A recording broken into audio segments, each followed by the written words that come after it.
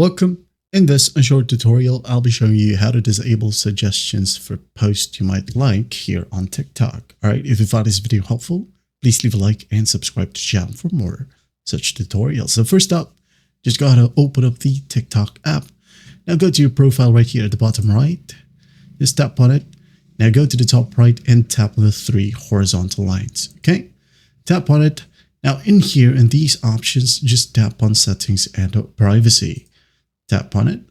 Now once done, here we have a content and display section.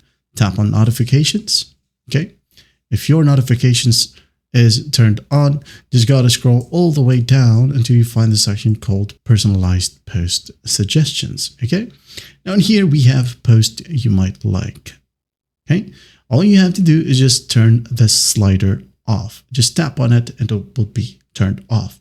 And once that's done, gotta restart the application itself, close it, open up the TikTok app once more, and you're good to go. And that is it. That's how you disable suggestions for posts you might like here on TikTok. Well, I hope this video helps, and I'll see you in the next one.